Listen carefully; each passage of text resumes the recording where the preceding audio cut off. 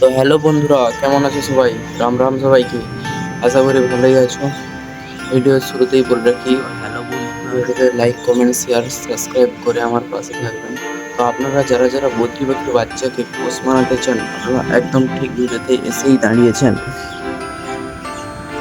আপনারা বদ্রি পাখির বাচ্চাকে পোষ মানানোর জন্য সর্বপ্রথম ওকে হাত দিয়ে ধরা অভ্যাস করতে হবে। তাছাড়া মাটিতে কিছু এভাবে অল্প করে খাবার ছড়িয়ে দেবেন, যাতে ও বাচ্চাটা নিজে নিজে খাওয়া শিখে যায়। আর কখনো একটা করে বাচ্চা আপনারা পোষ মানাতে পারবেন না, কারণ ওদের মন একটা মনের ব্যাপার থাকে। একটা করে কোনোদিনও বদ্রি পাখির বাচ্চা পোষ মানবে না। এই জন্য আপনাকে দুটো বাচ্চা নিতে হবে। আর কিছু সময় এই ফর্মুলা, হ্যান্ডফুল ফর্মুলাটাও ব্যবহার করতে পারেন। এছাড়া এটা আমার ফেভারিট হচ্ছে মিল নামের। আমার কাছে এখন প্যাকেটটা নেই, লাল কালার প্যাকেটটা হয় মিল, ওটা দিতে পারবেন। ওটাতে একটু প্রোটিন বেশি পাওয়া যায়। এটা আমার ওটা শেষ হয়ে গেছে বলে এটা আমি ওদের খাওয়াচ্ছি এখন বর্তমানে। প্রথম কথা বলে রাখি বন্ধুরা, এভাবে একটু বদ্রি পাখির বাচ্চাকে নিজে নিজে দানা খাওয়া শেখাবেন। যদি দানা গিলেও নেয় তাও কোনো অসুবিধা নেই, ছাল না ছাড়তে পারে। ওটা ওর প্রথম এক্সপিরিয়েন্স। এভাবে বদ্রি পাখির বাচ্চার সাথে খেলবেন, তাহলে ওরা নিজে থেকে আপনাকে চিনতে পারবে।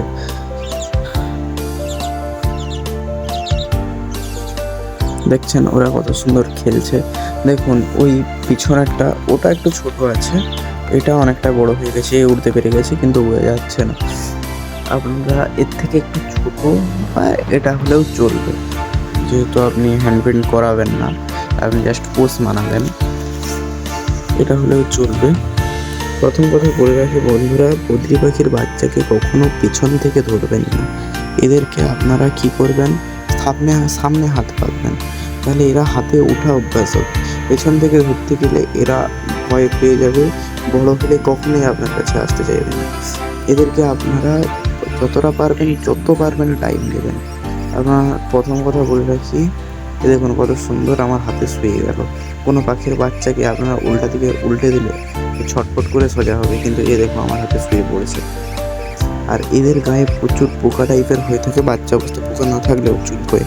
এভাবে একটু মুখের কাছে সুড়সুড়ে দেবেন। আপনার একদম এতটা আপনাকে নিজের ভাববে, আপনার বলে বোঝাতে পারবো না। বদ্রি পাখির বাচ্চাকে পোষ মানা অতটাও সহজ নয়, কিন্তু এভাবে পোষ মানাবেন, খুব তাড়াতাড়ি শিখে যাবে। এভাবে ছেড়ে দেবেন, ও আবার নিচেও নেমে যাবে। তাছাড়া বন্ধুরা বলে রাখি, যেটা বললাম, ওই পেছন থেকে কখনো ধরবেন না, হাতে ওঠানো অভ্যেস করবেন। আর হ্যাঁ, পটির ব্যাপারটা, এখন আপনি বাচ্চা অবস্থায় ও তো আপনার গায়ে পটি করবে। পটি টেম একটা অনেক হার্ডলি কাজ। বড় পাখি হলে পটি টেম ভালো, মানে ওই কোকাটেল, ম্যাকাও এরা পটি টেম ভালো করতে পারে। কিন্তু এই যে কে অভ্যাস করাতে হবে। এখন এই অবস্থায় আপনার গায়ে পায়খানা করলে টিকে দেবেন না আবার, এটাই বলার ছিল। আর এই বাচ্চার পালকটা দেখবেন ভালো করে। এই দেখুন নিখুঁত বাচ্চা, এই বাচ্চাটা বড় হয়ে গেছে, উড়তে পেরে গেছে, কিন্তু তাও উড়ে যাচ্ছে না। তখন থেকে দেখুন আমি ওকে ডিস্টার্ব করছি, কিন্তু উড়ে যাচ্ছে না। আশা করি বন্ধুরা ভিডিওটা ভালো লাগবে। এটা আমার অতটা ভালো হয়নি, আপনার সেকেন্ড পার্ট, মানে পরবর্তীকালের ভিডিওটা আপনাদের বড় পাখি খাঁচা থেকে বের করে দেখাবো টেম ভরা।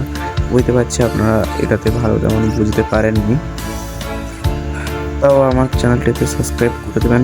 এতক্ষণ ভিডিওটা দেখার জন্য ধন্যবাদ। ভালো থাকুন সবাই।